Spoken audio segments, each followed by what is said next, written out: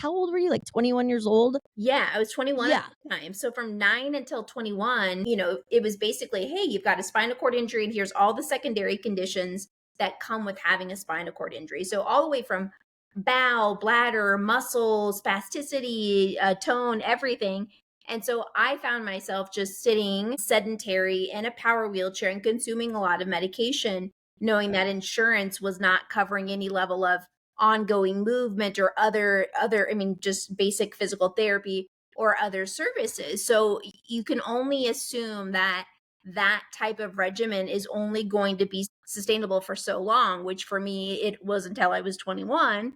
So I started to have some pretty severe chronic pain, and I think partly was because I wasn't moving my body. Like, you get pain when you Course. don't move, right? Into some capacity. And so what happened is I went to my physician. I'm just like having this really weird chronic pain. Like, it's getting to the point where it's really it's so intense that at times it's almost like I'm not able to breathe. I'm not sure what's going on. Like, I had been really having pretty intense anxiety because the pain was so severe that it felt like you were dying. And so I would call 911 all the time. I'd go to the ER. And so they just masked it with narcotics, and that was Of right course. when the opioid epidemic was at its very, very peak, where it's like candy, candy, candy, here you go.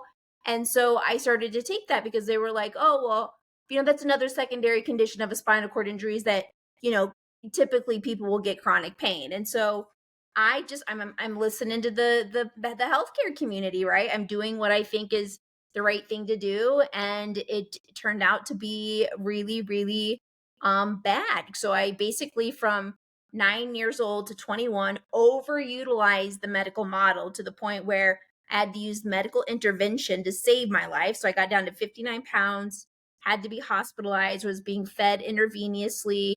I had a feeding tube put in. And so it was basically like where we have to save your life, failure to thrive in that moment. And so great. I mean, they saved my life. Yay. But then the thing was that, so after this medical intervention, it was like, okay, well, go back and do what you were doing before. And I'm like, no, No. this is this is not how this is going to happen.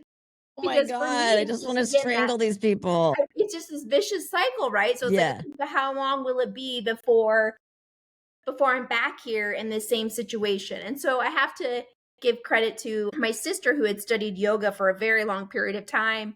She just really was able to see my situation, my lack of ability to not be able to move my own body, and how beneficial it would be to utilize and substitute these really ancient types of services to give my body what it deserved but couldn't get on its own. And so she had proposed to us, like, let's look at acupuncture, massage, chiropractic, physical therapy, yoga, all these things. And coming from a rural community in Nebraska, we're all kind of like, what? Like, but at that point, What's acupuncture? yeah, what does this stuff do?